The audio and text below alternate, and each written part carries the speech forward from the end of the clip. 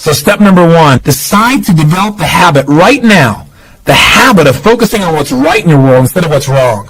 The habit of focusing on what you do have instead of what you don't have in a situation. And as basic as that is, and as long as you know it, you've got to make it a habit. Because those habits form the chain of your ultimate character, of who you become and how you end up living your life. We've got to condition ourselves, because if we don't, we'll go back to the automatic state that most people live in today's society. The way to develop the habit is to go on a mental diet. I did this several years ago. As positive as I was going through unbelievable pain at the time. I had some major disappointments and frustrations. I felt like I'd given it all. But what turned me around is one day I picked up this book called The 7-Day Mental Diet. It was a little tiny little booklet.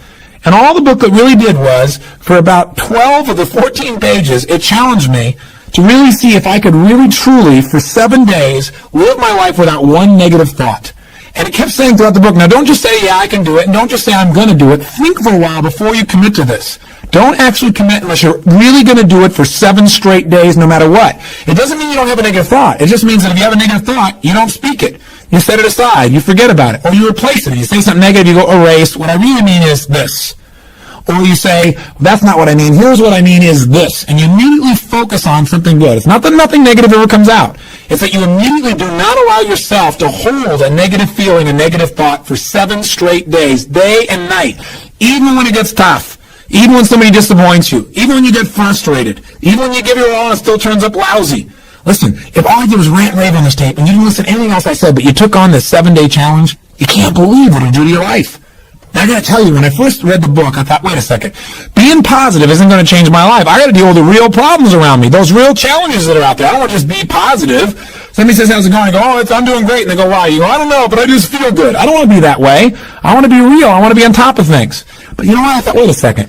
I can be positive about solutions. I can still notice that there's some challenges out there without being negative about it. I can look at the challenges and say, okay, here's what's good about this. Here's how we can use this. Here's how we can turn this thing around. And continue to focus on that. So I took on the challenge for 7 days, changed my life. Now, by the way, one of the keys is you have to have 7 straight days of being absolutely positive. Not one negative thought, not one negative expression that you hold on to. Got to let go of it immediately. If you do not do this, if you're 3 days into it and you do well, and then you have a bunch of negativity, you got to start over. And you know what? After you go about 4, 5, 6 days in a row doing really well, something major negative is going to happen. How's that for some positive programming? But what it is a test to see how committed you really are. I'll tell you something. After 7 days, you feel like a different person. People around you respond to you like you're different as well. All you want to do is establish the habit of noticing what you do have instead of what you don't have. Noticing what's great about a situation versus what's not great. Focusing on solution instead of problems. That's what changes your life. Here's key number 2. Instead of judging yourself and others, decide, remember these are decisions, decide right now to become curious instead of judgmental. Remember, when you find fault in other people, when you start noticing constantly how they've wronged you, how this person is not good enough, or they're too egotistical, they're too proud, or they don't really care about people, as soon as you start judging other people, you just got to remember something. If you start judging other people, you can also start judging yourself intensely. If you're angry at other people, there's a very good chance you're angry at yourself as well. Maybe you perceive more and judge less. Maybe instead of finding fault with other people, without really thinking about what they've gone through to be where they are this day, maybe you can get really curious about what's making this person be in the state they're in. Or what's the motivation behind this person's anger. For example, a lot of times we think somebody's being negative or angry or we're frustrated with them, but we never bother to find out what's really going on. I know myself, I was at a party recently, and I fell prey to this. There was a woman who came to the party. Everybody behind her back was saying, but how unbelievably egotistical this woman is, how negative she was. But you know what? I sat next to her at dinner time, and I got a chance to really find out who she was. I got curious about her. And I began to find out about all the pain she'd been through in her life. When I realized was this woman was just barely hanging on to her life. She doesn't even know that people care, but she was so afraid of being rejected that she put out this ego because she didn't want someone to reject her, so she figured she'd reject them first. And I got a chance to really know her. She's a wonderful person. I'll tell you something else we've got to be careful of that ties in with this of our being judgmental. Out of our fear of having heroes in our society today, we seem to try and consume them and destroy them as quick as we can. We try to find something that's wrong with our heroes because, boy, we don't want to know Jim Jones. We don't want to know Jim Baker. Remember, we got to judge less, perceive more. We got to get curious. Instead of living in a society where we're so afraid to believe in anything or anyone that we believe in nothing at all, and we lose our power of positive thinking. We try to protect ourselves from things we maybe not even need to protect ourselves from. Or we live in a society where we try and destroy our heroes, where we take somebody like Barbara Walters, incredible broadcaster, a woman of incredible integrity, who gets nailed by one person in a book, and it's in every newspaper across the land, how she probably stomped on people to get where she was. That's absurd. Martin Luther King, after he's passed on, somebody comes back and stomps all over his career and his reputation. Is that the society we want to live in? Any person who takes glee in watching another person's pain will experience plenty of pain themselves. Remember the quote, "He who is without sin, let him cast the first stone." The bottom line is, if you go looking for brown, you're going to find it anywhere you look for it, in others or yourself. Free yourself from the disease of making others wrong, and you'll free yourself from the disease of making yourself wrong. You have a lot more energy to create solution instead of problems. It's part of the power of positive thinking instead of falling for the destructive power of negative thinking. If you want to get curious, just ask yourself, what do I like about this person? Wonder what's going on with this person that would make them feel this way. How could I help this person? As you ask these kinds of questions, you may learn something about how human beings operate, about their motivations, maybe even some things about how to support yourself as you try to support others. Remember, get curious instead of judgmental. Here's key number 3. If you really want to develop the power of positive thinking as a habit, as a lifestyle, as a strategy for success, then decide right now to find something to appreciate from any seemingly negative person or situation. And develop the habit of giving compliments. See, if you really want to have some more positive feelings in your life, you got to keep focusing on what's right. You got to get curious. And most importantly, you got to find something to appreciate even in the tough times. Because in reality, as we've talked about so often before, the toughest times in your life sometimes provide you with the real resources to change your life. So what we've got to do is find something to appreciate. Not someday when things work out. We've got to appreciate where we are right now. And this is something I talked to my daughter Jolie about today. Because she's in an experience today where I thought, well, gosh, she's not being very positive. I'm going to talk about positive thinking. Because she came in to see me and she's feeling really sad. She's feeling really down, feeling really frustrated. And you know what the problem is?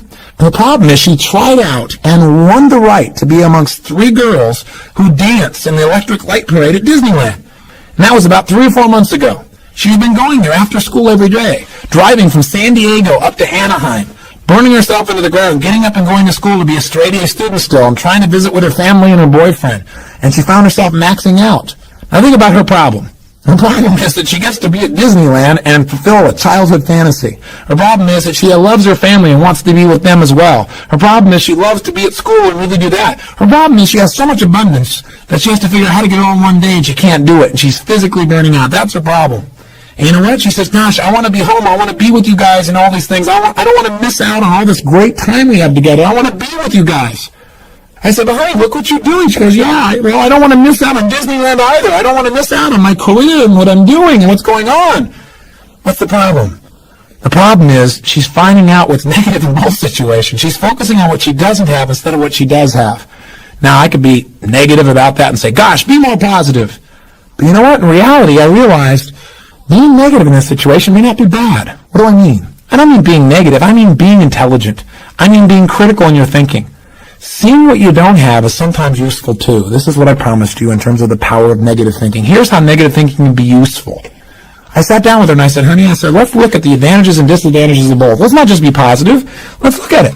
The whole thing is positive. Let's know that no matter what you choose, you've won. You have what most people dream about. But for a moment, let's be a little bit critical. What do you love about Disneyland? What's great about it? What is it giving you? And let's ask the question that maybe we don't answer at times when we're just being purely positive. What isn't it giving you? What are you afraid about? What are you missing by being there? What's great about being at home more? What's great about those things? What's not great about that? Be honest. If you were there, what might happen that's not good? What might you miss out on?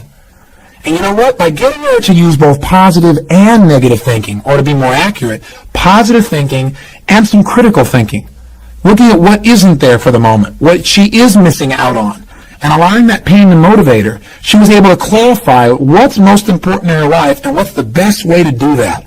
And she came up with a plan that totally empowered her.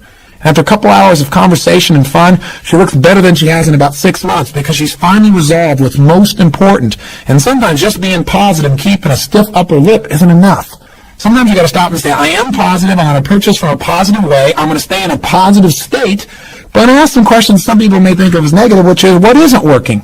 Because if you're not willing to look at what isn't working, you can get yourself in trouble. So when I say number 3 is, develop the habit of noticing something you can appreciate out of the situation, even something that seems to be negative.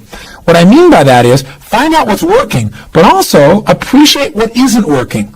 Appreciate it enough that maybe it creates enough pain for you to want to make a change. Hey, being purely positive all the time is not the ultimate solution. Being purely positive 98% of the time to me is the solution. Remember our steps. Number one, you're going to focus on how it really is. And that's what we did today. Joey and I sat down and said, let's see how it really is. And let's not just be positive. Let's stop for a second. How is it really? What's good? What isn't good? What's great? What isn't great in this context? Everything is great, but comparatively, what's great? What's not in both situations? Now, how do you really want it? And she decided how she wanted it. Now, what are we going to do to make that happen? And she began to take actions that have changed her life. Probably will affect the direction of her life, maybe even her career. And she feels joyous and excited because she went through the steps. That's the balance between positive and negative thinking. But one thing you got to remember, you're going to spend most of your time being positive. Once you see how it is, that's it. Decide what you want and make it happen. Don't keep going back and saying, oh yeah, but it's not working. See, balance doesn't mean you spend 50% of your time positive and 50% of the time negative. Remember, balance on a human scale is a little different. Negative experiences are dense, and it doesn't take a lot of those focuses of negative to weigh a lot in your life. Make sure your focus is primarily positive, but at times, at special times that you designate, you're going to say, hey, what isn't working?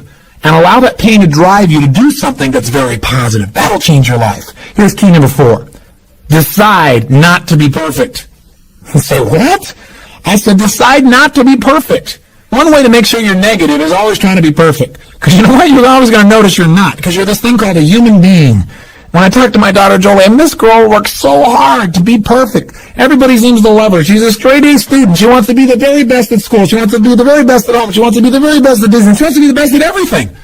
And I'm trying to be the best constantly. In the past, she always noticed what wasn't perfect, and that created pain. So you can't do that. You're going to screw up.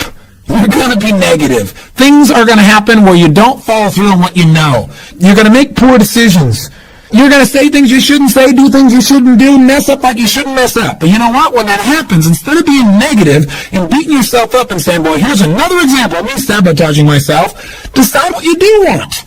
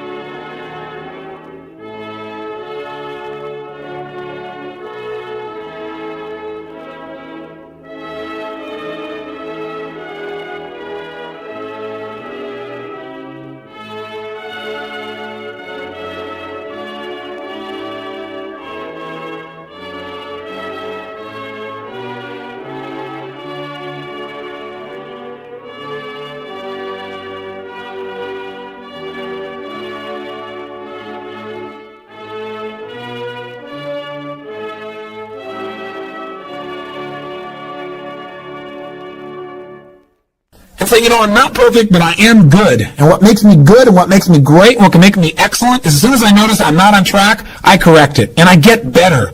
Your goal each day is to get better, not to be perfect. And that's all anyone can ask of you. If every day you really try and contribute more, be more, and do more than you were slightly the day before, that's all anybody can ask. And if you know you're going to screw up and you don't make it a catastrophe, it's easier to bounce right back up.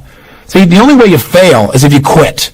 But if you learn something and you expand from it and you make some new decisions that enhance your life and the people you care about, then there is no failure.